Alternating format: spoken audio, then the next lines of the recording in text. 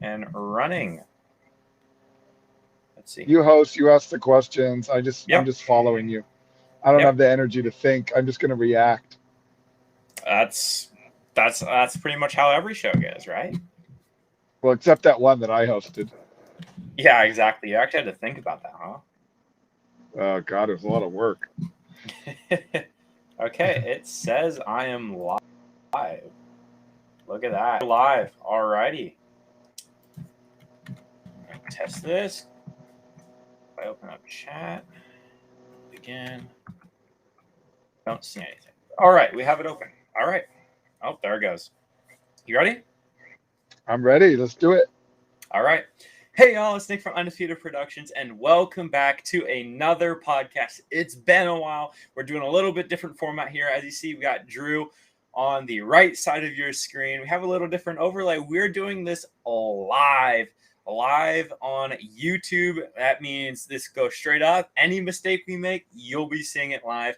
This one, we're going to be talking about the season recap quickly and a brief playoff advancement. We're going to be looking at the wild card and divisional rounds, giving you an outlook on that, some predictions, as well as, recapping the season. Drew, it's been a while. How you doing? How's the baby?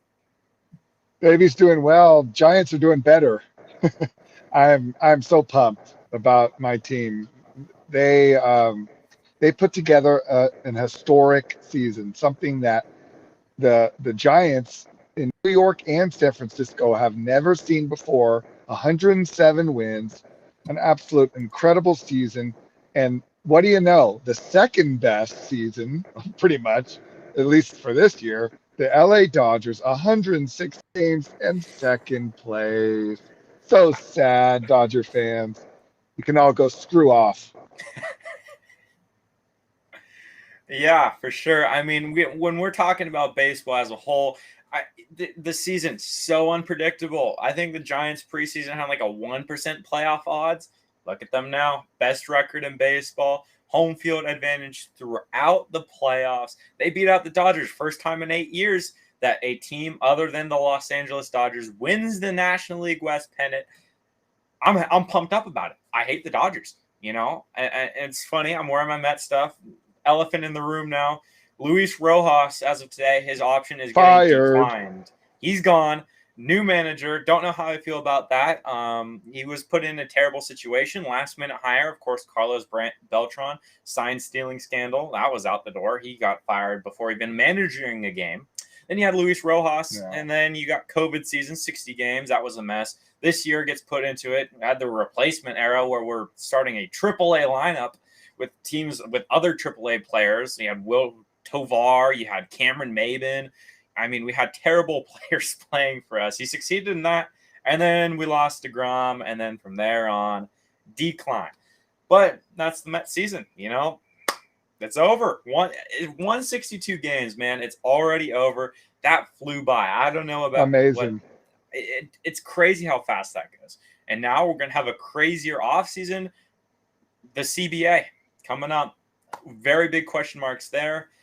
But, we'll see what happens, and we'll cross that road after the playoffs. I'm sure during the playoffs, we had that September, negotiation thing come across. That was a mess, to say the least. Hopefully they can get a deal done so we have baseball. We don't get another shortened season.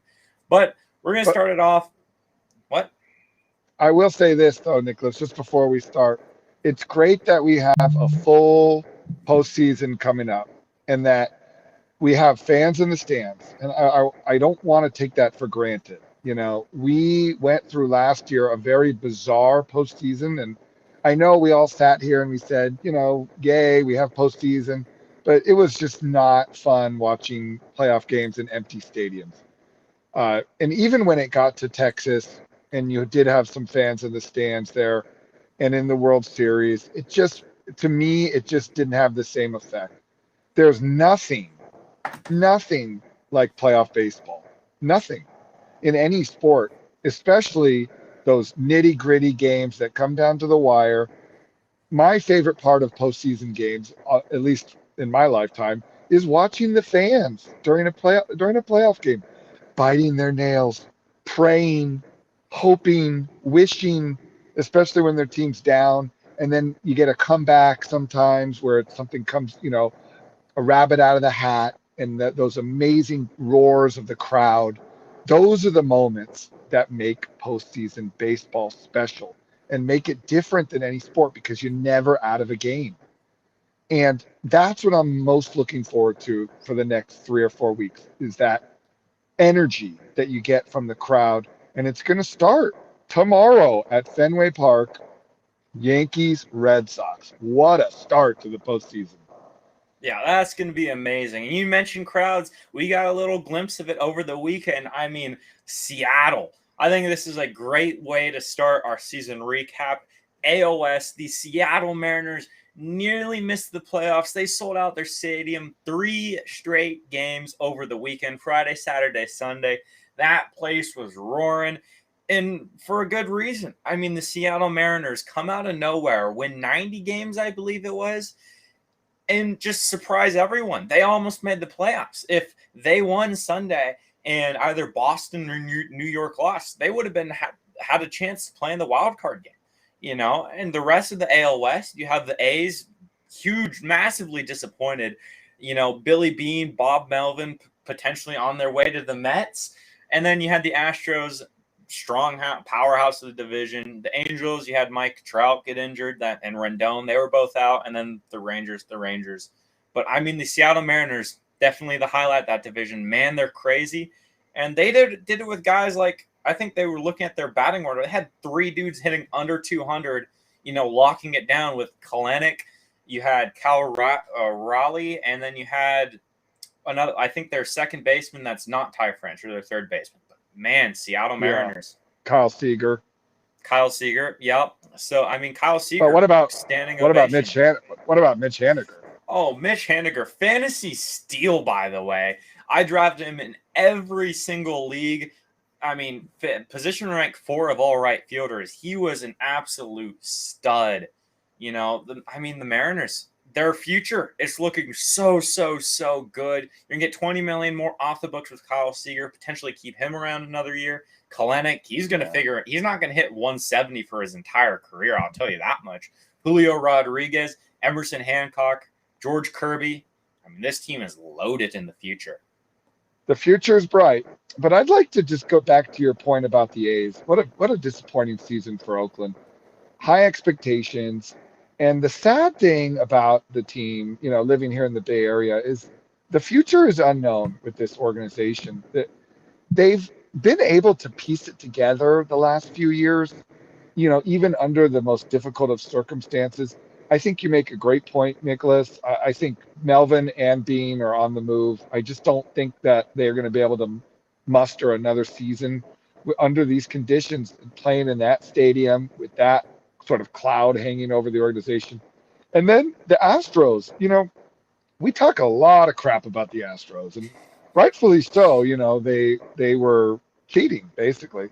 But I will say this, they are a contender. And I think they're a little bit under the radar. We're going to get to that in just a moment. But I think they have a quality offense right now. And their pitching may be good enough to get them to the World Series.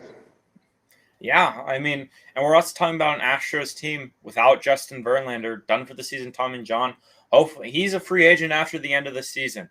I think the Astros have some solid free agents coming up this year. That if they want to keep that team around, Correa, I think Michael Brantley, unless he re-upped last year, Justin Verlander. They got some big names coming up hitting free agency. So if they want to compete down the road a couple times, and they have a first-round pick coming up again next year after the sign-stealing scandal, it'll be interesting to see what happens with them. But like you said, we'll talk about him in a minute. Sneaky contender. Moving on to the AL Central, where GK, one of our viewers, his favorite team, the Royals, they were there. So were the Tigers. They were surprising. The Indians, Twins, major disappointing. And then he had Chicago White Sox, year behind what I was projecting, but right on par. White Sox are also one of those teams. They have the pitching to compete. They've got what it takes in the bullpen. They've done enough. Can their offense stand up to Houston? It's going to be a great series. It's a very interesting matchup that they have. actually, for those of you that are old enough to remember, it's a World Series rematch of 2005 when Houston was in the National League and played the White Sox, who were in the American League at the time. The White Sox winning their only World Series championship. AJ Przinsky, for those of you that remember, uh, in a sweep, finishing off in Houston. This series will be interesting. I like the White Sox. I like that Tony La Russa came back, gave them a little bit more structure than Rich Renteria did. It's going to be interesting to see what happens coming out of that bracket. Yeah, and I mean, we're talking about the White Sox. I mean, holy youth. You know, like you said, their pitching staff, they got Lance Lynn. I saw something fly around on Twitter, always on that Twitter grind. Check us out, Nick_Crafts. That's my Twitter. Always posting there, always retweeting, always talking Mets. The Mets could have had JD Davis for Lance Lynn.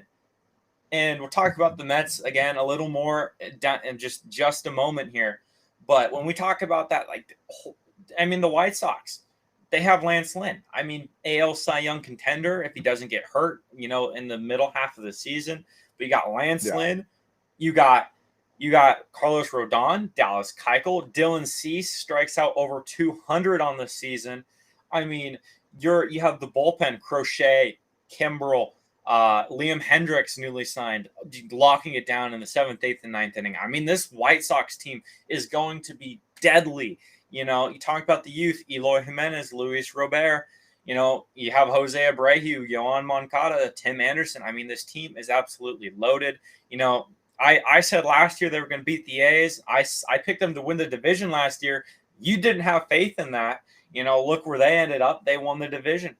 And, you know, another thing to highlight, the Minnesota Twins, we talked a little bit about them in the past. Major disappointment. I mean, they ended up trading off at the deadline. Jose Barrios was gone. Nelson Cruz was gone. A few others were gone. Be interesting to see where Minnesota goes from there in the offseason. No. Kansas City, I don't know why they're still holding on to Whit Merrifield. I mean, I feel like he's 32. But what a season.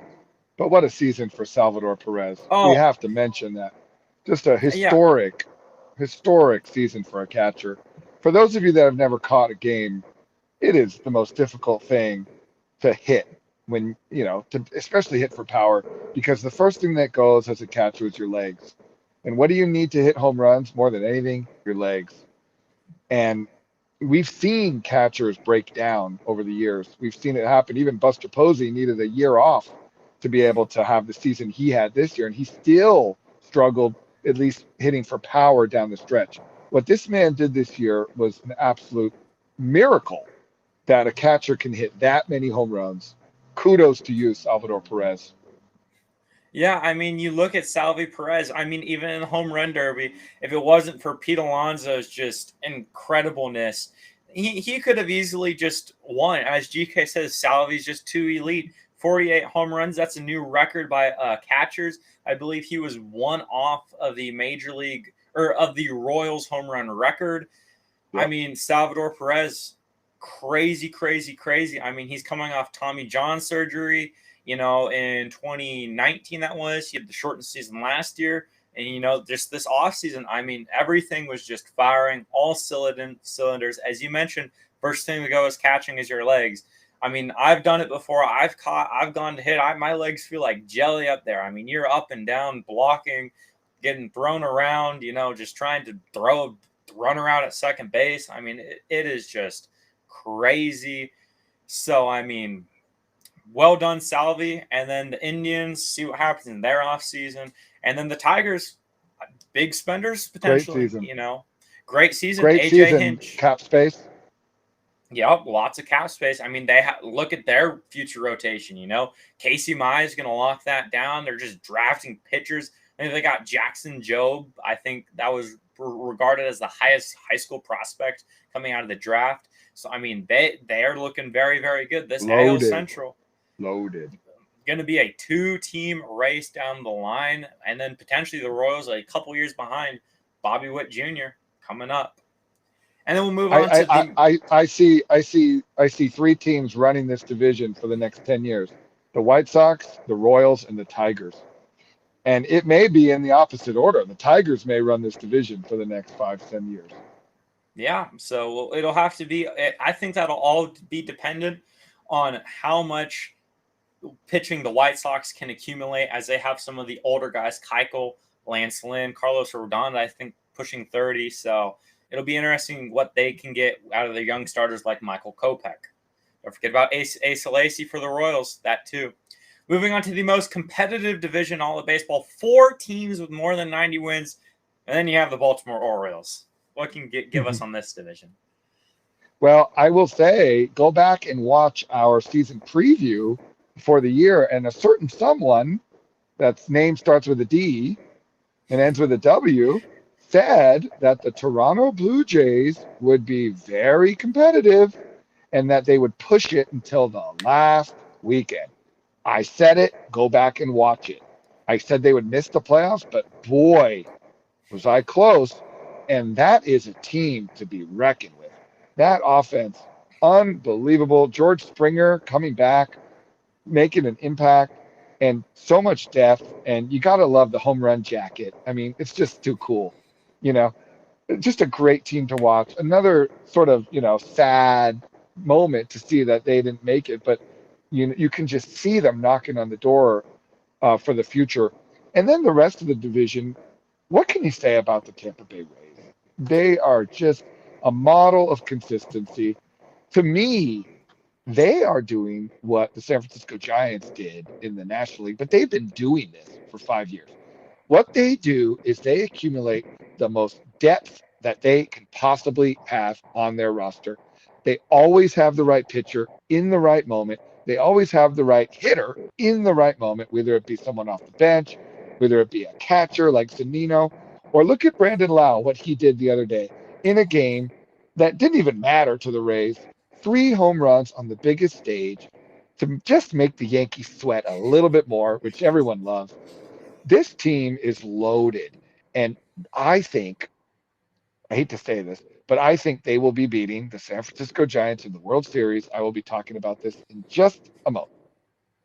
Wow, big predictions and props for you to remembering. And you say right pitcher, right moment, except for pulling Blake Snell in the World Series. Terrible move. They're gonna learn from it. They're gonna learn from it. Hey, Hey, Kevin Cash will never forget that, and it will not happen again. And I'm picking them to beat my team in the World Series. So that's how confident I am. yeah, I mean, you have to make mistakes to learn. That's the entire, way about learning. You got to make your mistakes. And, props for you for actually remembering your prediction. I can't even remember that far back. I do remember saying the Blue Jays would be very competitive along with the Rays winning the division. But I think the sleeper team all of us didn't have, I think we wrote Boston off as a 4th place team. Boston in the wild card game, hosting the wild card game. I mean, their season to start off so hot. And I mean, they absolutely destroyed the Yankees in the season series. I mean, rivalry just handed to the Yankees. I mean, the Well, Yankees, just hold on. The Yankees did sweep the last series yeah, in Boston. last series. And I got news for you. That's going to continue tomorrow. I'll get to that in just a moment. Yeah, for sure. And that's kind of what I'm projecting too. But I mean, when you're talking about this, I mean, it's just the Red Sox that came out of nowhere. And JD Martinez, too, questionable. He rolled his ankle rounding a base, I believe, in Washington on Sunday.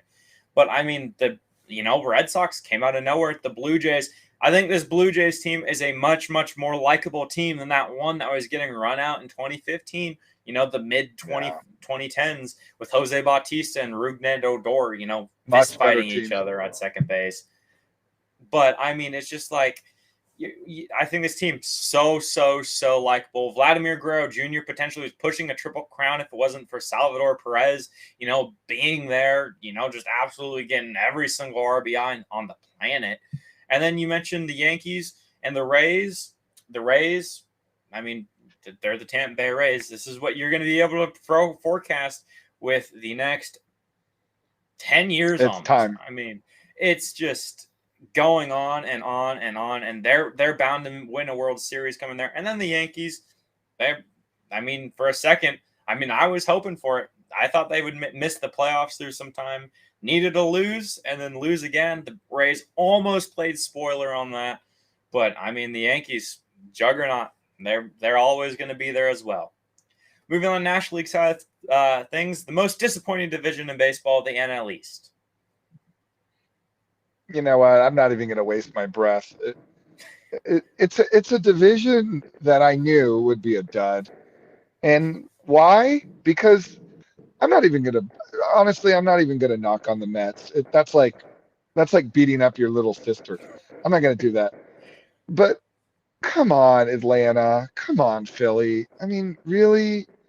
You guys, you're in a division where all you have to do is win like 85 freaking games. And you're fighting with each other throughout the season, hovering around 500. When the Mets, I mean, if the Mets had any kind of luck, they would have won this division. But of course, they had the injury bug and whatever. The Marlins were a fluke last year, but they're actually up and coming. But and the Nationals are like, blah, they sold their whole team off. But come on, Atlanta, come on, Philly. I mean, and then for Philly to get themselves back in it at the end and then get swept in Atlanta. I mean, just how embarrassing. My brother-in-law Ben, who may watch this or may not, it's like he's a Phillies fan. Typical Phillies, get to the end and then just absolutely just vomit on themselves. I personally think the Braves are going to get swept. We're going to talk about that in a moment. I think Milwaukee is very strong.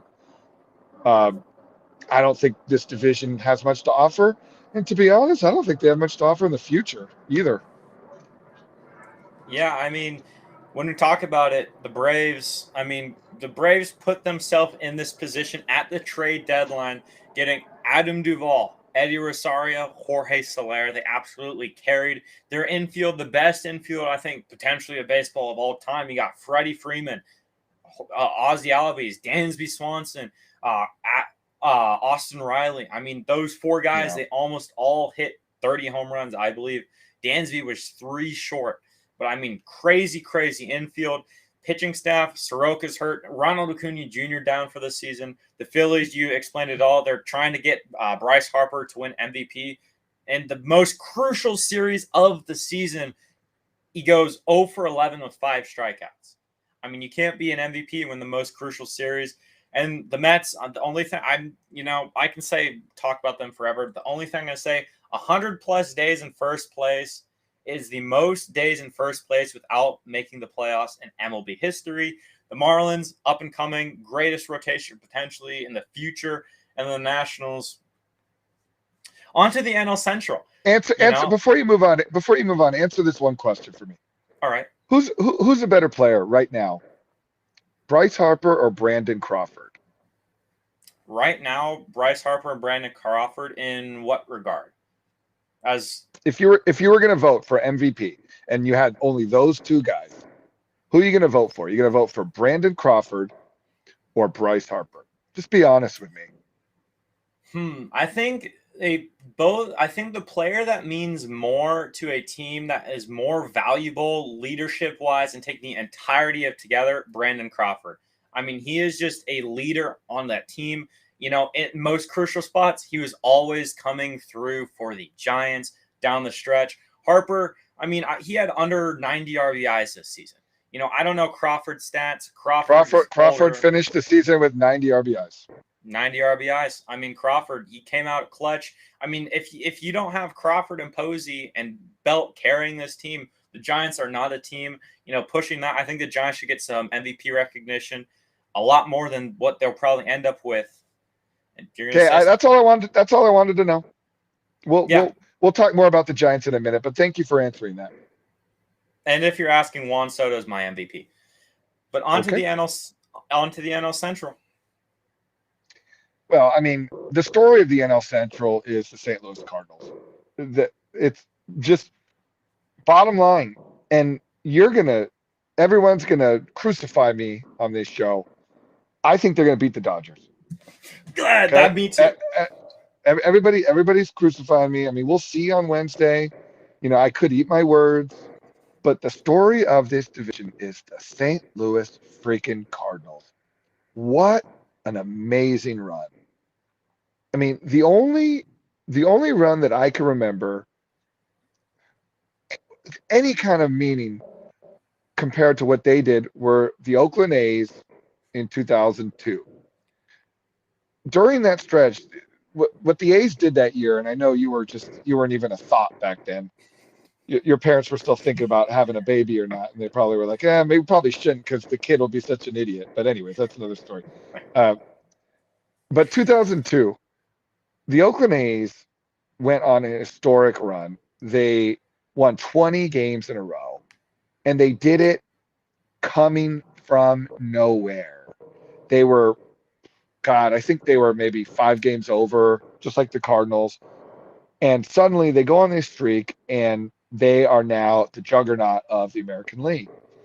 Well, with the Cardinals, but you have to understand that streak happened over the summer. That streak started in June, and I think it culminated into July. I could be wrong, but I think it may have started in July and got into August. The Cardinals did this in September. September. Playing good teams. I mean, I know the Cubs are struggling, but they've been tough at home. Okay. They beat the Brewers in Milwaukee. They swept them 4 games. That was when Milwaukee was still, they were still playing. They were still trying to finish off the division. And I know that we'll get to Milwaukee in just a little bit. But what the Cardinals have done in this division is just absolutely remarkable. With a 40-year-old starting pitcher in Adam Wainwright and a bunch of no names, to be honest, in the lineup, starting with Tyler O'Neill. What a performance. And Harrison Bader. I mean, these guys absolutely coming out of nowhere and just completely dominating a month of baseball, which is really difficult to do. And then you've got your veterans, Arenado, Goldschmidt, who always get hot in September. And it all came together like a beautiful, you know, just amazing finish to the season. And I can't tell you how impressed I am with them. And that's why I think they are going to win on Wednesday night at Chavez Ravine. I really believe that. Yeah, I mean, when you talk about the Cardinals, they were 71 and 69, won 16 in a row, were put at 87 and 69. I mean, they went from being 17 in a row. 17 in a row, so that'd be 88. I mean, you go from being 5 games out of the wild card to putting yourself in the second wild card spot just like that. I mean, what they did was incredible. Lars Nootbaar, robbing Pete Alonso the home run. I mean, just amazing, just folk hero for that team. Tyler O'Neill won September Player of the Month. I mean, this team, like you said, got put together. It was just like a perfect band, just all in harmony. Just the way they were able to do it. The Brewers, talk about them a little more in a minute.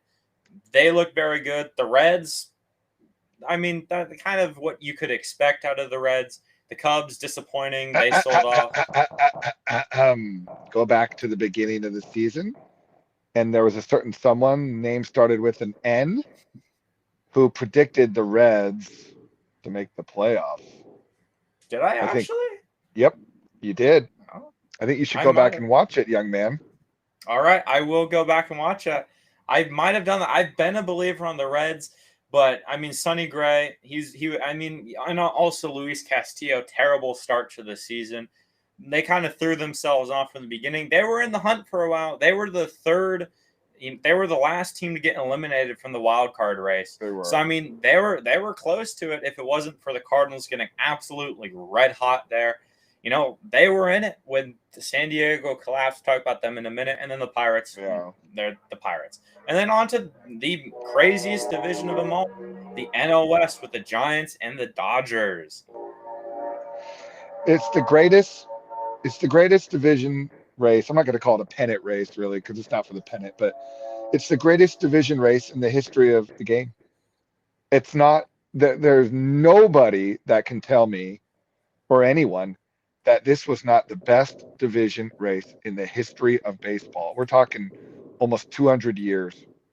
Well, 150 years. This division is this division race was absolutely remarkable. We have never seen anything like this. Teams that literally every single night, if the Giants won, the Dodgers won. If the Giants lost, which was very rare, the Dodgers lost. The pressure, they were feeding off each other. And the one thing that people have not talked about when it comes to this division race and to the especially to the Giants' success is the Dodgers were the reason why the Giants did what they did. The Dodgers pushed the Giants to their absolute maximum level. They made them think about every roster move. Gabe Kapler, Farhan Zaidi, Scott Harris, mixing and matching that 26-man roster, constantly thinking about how they could use their depth, thinking about how to, when they had to go through that stretch of all those bullpen games, how they were going to manage going through that when Alex Wood had COVID and when Johnny Cueto was out and when Gausman went through his tough stretch. And then Logan Webb, I mean, this guy, you want to talk about a legend. It's like I call him Madison Bumgarner Jr. I mean, he absolutely just became a hero over the course of 2 months of baseball, August and September, and he wanted the ball yesterday. I mean, he wanted the ball. There are some guys that don't want the ball in that situation. You know, there are guys that don't want the responsibility of a city, of an organization, that are afraid to fail. This guy wanted the ball. And he came out in yesterday's game. I don't know if you've watched it, but he went through the gauntlet of the Padres, first inning. I mean, Trent Grisham, Fernando Tatis, and Manny Machado, 1, 2, 3, see you later, all strikeouts, strikes out the side. That set the tone for that game. He's going to do the same thing in the postseason. We'll get to that in a moment. But what an absolutely incredible division race. Give credit to the Dodgers. I mean, they had a lot of injuries as well. It's unfortunate, boo-hoo, but second place is a hard place to be. And then I don't want to spend too much time on them because they're an absolutely pathetic organization, but the San Diego Padres literally are a disgrace. What they proved this year is that they will always be the San Diego Padres. They will never, because they had more talent than anyone in the division. They may have even had more talent than the Dodgers, to be honest with you. When you really look at the raw talent that they have on that roster, especially the heart of their order, and they absolutely flopped. And it starts with Jace Tingler, who I'm surprised isn't fired already by now. I think he was. Okay, I missed that.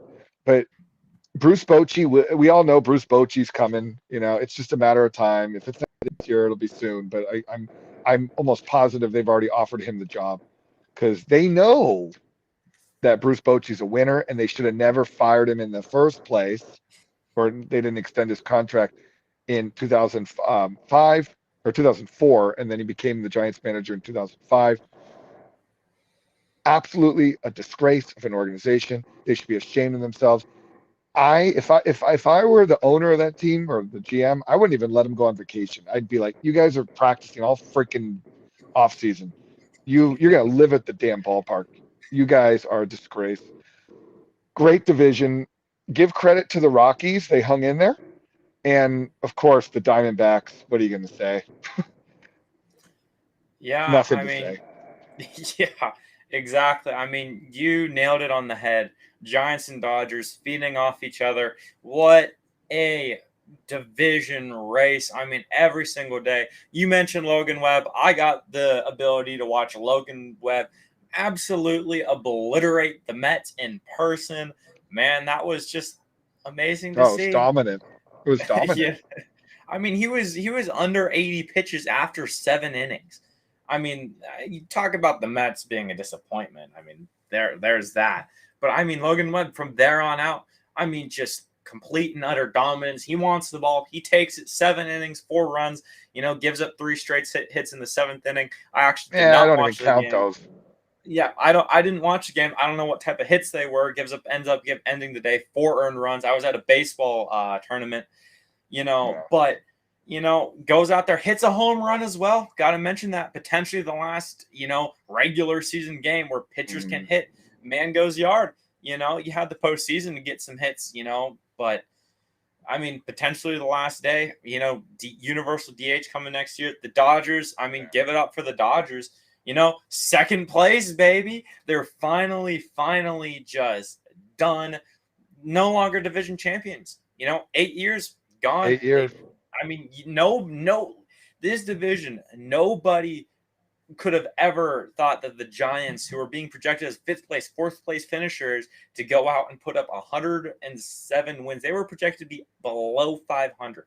I mean, this team defies all odds.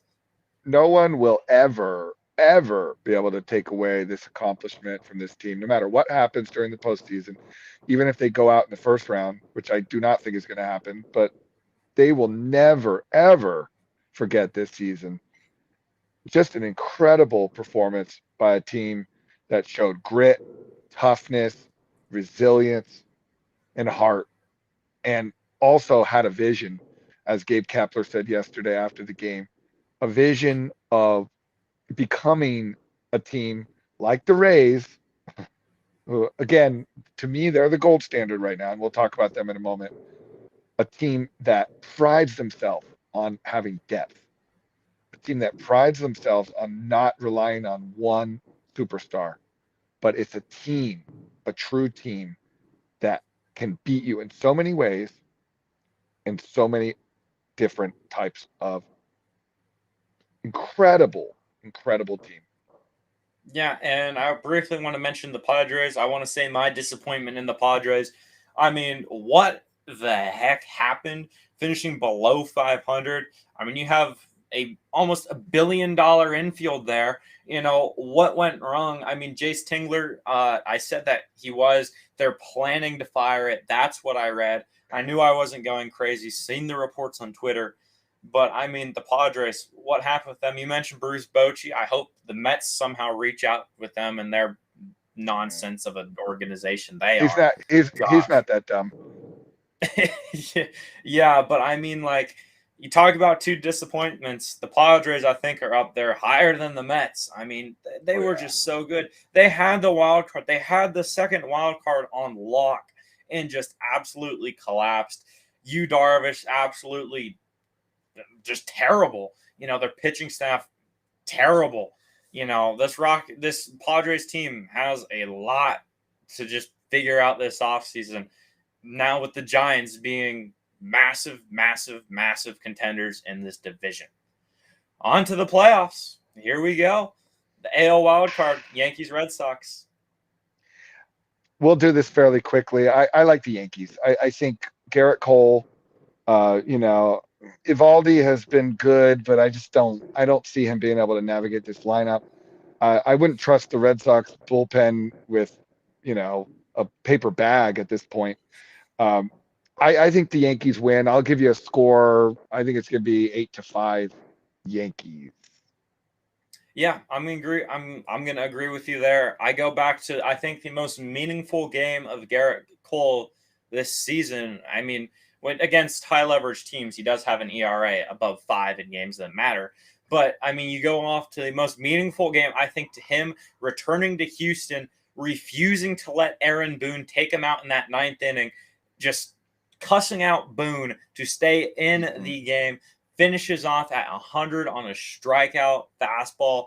I mean, when we go out to there, he has the experience. I think Garrett Cole will carve up this Red Sox lineup. As you said, the season series, they do have momentum in the end. The Red Sox own them throughout the longest part of the season. But that little, you know, and they chose to go to Boston, by the way. They, you know, with the tiebreakers and everything that was going on, they could have gone there or to Toronto. They ended up choosing to go to Boston. I think that the Yankees, they're going to go out. They're going to be firing. They're going to be ready for this. NL wildcard, Cardinals, Dodgers. You know, again, I'm going to get crucified. I like the Cardinals. I think they've got some magic. I think that when you, as a team, when you come together and you win 17 important games in a row, and some of those games they were down in Chicago, they were down, and the, you know, late inning comebacks, nothing phases this team, and more importantly, nothing phases this organization, especially Adam Wainwright, who has been there. Now, I'm not saying that this guy's going to throw a one hit shutout.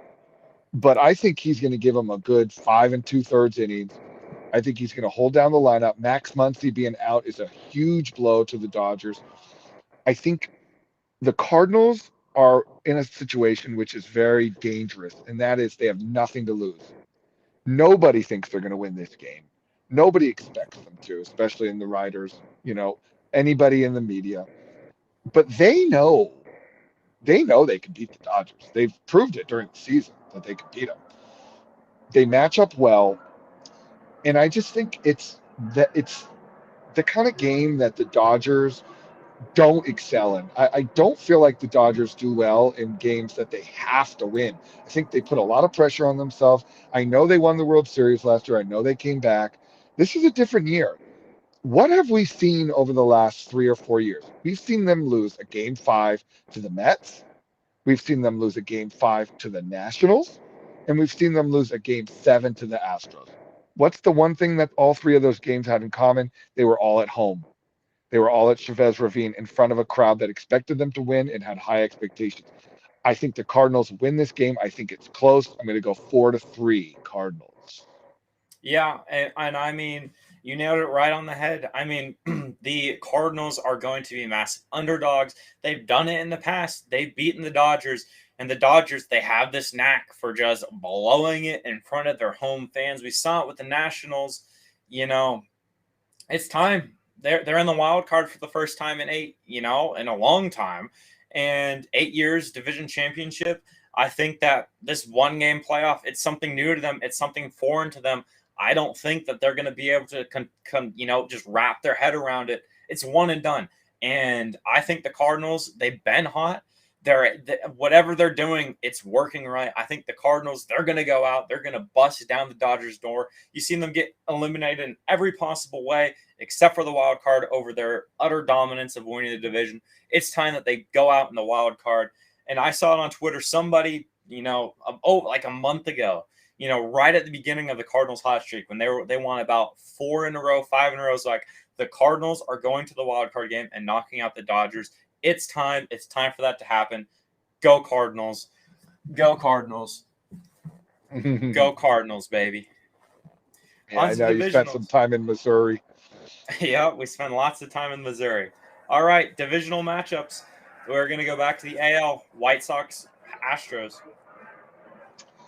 As much as I'd love to see the White Sox take this series, because I think they have, a better young pitching staff for the most part. I like, what they have on offense. I just think that the Astros, they've kind of gotten past the whole cheating scandal. They've gone through an entire year. People still don't really believe in them, and I think that actually helps them in this series. I think Dusty Baker has done a masterful job with this team, keeping them, something that people don't talk about, keeping them afloat. I mean, keeping them, energized, motivated, and kind of keeping the swagger that the Astros had when they made the World Series 2 years in a row. Obviously beating the Dodgers and losing to the Nationals. I think it's a close series. I think it goes 5, but I think ultimately the Astros prevail in a very tight series. Uh, with Game 5 coming down to the Astros winning 5-3. Yeah, and last year, I'm going back to last year, big reference point. I had the White Sox beating the A's. It turned out, I think the experience prevailed there. I think the White Sox, they're going to be here. They're going to be here in years to come. I think this experience, it's still not going to be enough. You did bring in Liam Hendricks, who absolutely dominated with the A's against the White Sox. That will be a factor in this series. But you go back to last year, everyone doubting them. They went to Game 7 against the Rays in the American League Championship Series. They were one win away from going to the World Series, rematching the Dodgers. I think with that said, I think the Astros, they're going to go out. They're going to beat the White Sox. They're moving on. Sticking in the American League, we both have the Yankees against the Rays. Rematch last year. 3-0 Rays. They are, like I said, they are the gold standard. And one thing that we've seen in the AL East is that the Red Sox and the Yankees cannot beat the Rays. They just They just don't match up well. The Rays know exactly how to navigate through both lineups. They know how to, again, to find the right matchups when they need them.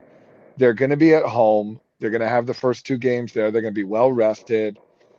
Um, I I do not see either the Red Sox or the Yankees winning a game in this series. I'm serious. I think the Rays just mow right through as easy as a division series could be. Rays in three. Yeah, I see somebody learned from last year. Somebody with that has a name that starts with an N here predicted the Rays going to the World Series and beating out the Yankees last year. Somebody else that's name starts with a D is hopping on that trend. Joining me on the good side on absolutely bashing the Yankees here. We Oh, got the Rays moving on. Easy series for the Rays. I mean, like last year went to 5 games. I was pretty surprised about that one. But I mean, we just talk about it. The Rays, they carved through everyone. I think the Rays are at more of an advantage against teams in their division that they've seen, like the Yankees, like the Red Sox, because they just scout them 24/7. I mean, this is the Rays. They do everything right. But like you said, easy series for the Rays. The Rays are moving on. they On the live, National League, they live, eat, and breathe beating the Yankees and Red Sox. That's all they care about. Uh, this year, this year it's going to carry them further, as we'll talk about. They know, like you said, they have scouted these teams. They know exactly how to beat them. They've got their number. It's not going to change in the postseason. If anything, it's going to be even more dominant because great teams step up in the big moments. They just do. And this Rays team, if it wasn't for a bad decision by Kevin Cash last year, maybe they win the World Series. yeah, and I mean the Rays had just come off 3 against the Yankees. They absolutely dominated them again. The last game of the season, the Aaron Judge walks it off in the bottom of the ninth inning. So I mean the Rays, they're here for this moment.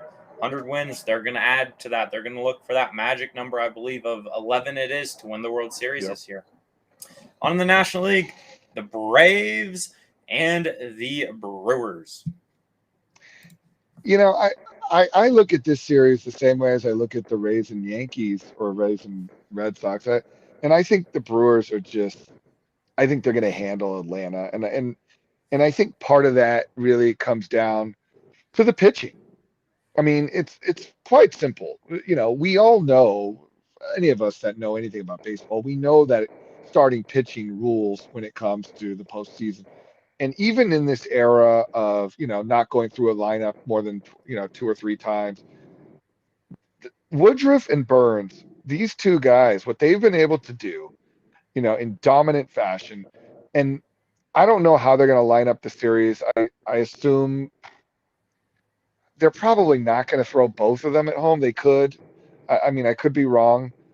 You probably know better than I do. I haven't looked at the matchups yet, but I just feel like they're going to take the first two games at home. I don't see a way that the Braves can win those games in Milwaukee in Miller Park, and then it really comes down to just fighting to finish it off in Atlanta. It could go four, but I see the Brewers finishing off Atlanta in three. I think the Braves just too many injuries to overcome. Having to fight to get to the end, I think that takes a toll on them also. And I see the Brewers having a fairly easy time here. Yeah, and the Braves team, a team without Ronald Acuna Jr., they very well could win this series. I think it'd be a little bit closer, but in the end, pitching wins games. The Brewers, they have a much, much, much, much better pitching staff, minus Devin Williams, who broke his hand punching a wall after drinking too much beer. Add that to the crazy pitching hand injuries that we've had this season. I mean, Luzardo breaks his pinky playing video games. Zach Plesac breaks his hand putting on a shirt of all things. I mean, what we've But had, luckily they have Ashby though. Yep, exactly. But I mean, the Brewers, I've seen them against the Mets. I've seen them against the Braves. They just dominated the NL East. And, that's what the American League East did too. So, I mean, the NL East is such a weak division. Pitching wins games.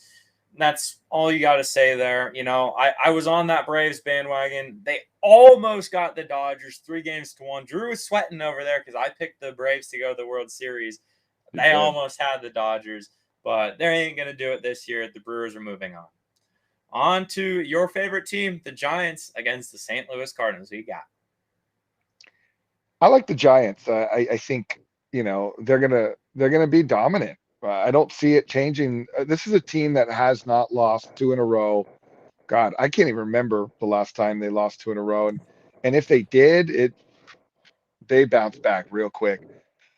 This team has, again, the intangibles, just like the Rays. They have something that can overcome any kind of hitting slump, and that's depth. They have the ability to mix and match, to get the matchups that they need offensively, defensively, on the mound. And whether they're playing the Dodgers or the Cardinals, I think it's going to be the Cardinals. I think it's going to be 4. I think they'll get pushed either way. It's not going to be a sweep because the Cardinals and Dodgers, I mean, we're talking about 2 of the best teams in the league, National or American League. They're both great teams.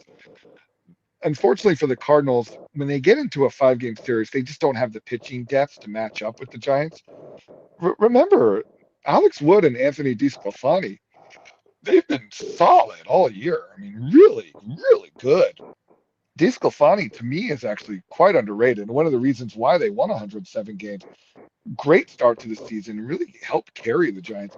Alex Wood, when he's healthy, did a great job this year. And the Giants bullpen now, Camilo Duvall. I mean, this guy, he's throwing absolute gas. He's got a slider. He reminds me of Frankie Rodriguez back in 2002. Again, this is before you were a thought. But if the Giants have a lead going into the 8th inning, Gabe Kapler will not hesitate to throw this kid out there for 2 innings and close a game if he needs to. And it may come down to that. If I definitely see either the Cardinals or Dodgers winning a game. They even could win a game in San Francisco, but ultimately I see the Giants winning against either team in 4, heading to the NLCS to play the Milwaukee Brewers, which will be a bloodbath. I'll talk about that when we have time. Yep. So speaking of the Giants, September 15th and 16th, they lost 2 in a row to the Padres. I just looked that up. I was at one of those games. Longest game I've been to in baseball, and it was cold as everything. But they had won. But they had won the first 2 games of that series. Yep, exactly. It was a 4-game. Yep, they won 9-1 and 6-1. But besides the point, we have the Giants and the Cardinals here. The Cardinals pitching staff, starting pitching. They're going to have to burn Wainwright presumably in the wild card game. They do have Jack Flaherty. I believe he's back and healthy, pitching out of the bullpen. But I mean, this rotation, what are you going to get out of the Cardinals? We know last time the Giants and Cardinals faced off in the playoffs, how that one went. But, you really don't know what you're going to get out of the Cardinals. As much as they've been hot, I think they're going to do the Giants a great deed, knocking out the Dodgers. But I think their season, it's going to end here at the Giants. San Francisco, man, Gabe Kapler, what happened going from the worst manager to the best manager in baseball? Who could have seen that coming? But I mean, the Giants' special season, they're going to look to build on that. The Giants, I think they're going to take this series. Is that it? That's all you want to talk about today? Yep, that's it. I say we save the rest for last. I say we save it for next week and come on back and let's get through the first round of the playoffs and then let's analyze our mistakes because we're going to make mistakes on this.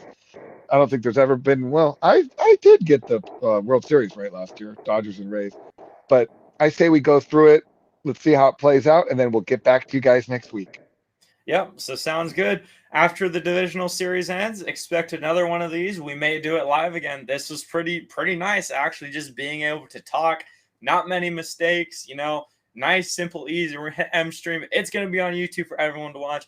If you were here, GK, William, both of you guys hanging out, talking in chat the entire time, thank you all so much for hanging out. Drew, thank you for getting on this a Monday night and recording this with us. Really appreciate it. We'll be looking forward to talking with you guys again next week. Well, that's going to do it for us. Thank you all so much for hanging out. Make sure to hit that like button and subscribe if you have made it through all this way. Comment what you think is going to happen in the comment section below, and we will see y'all at the end of the division series. Thanks for watching. Enjoy the games, everyone.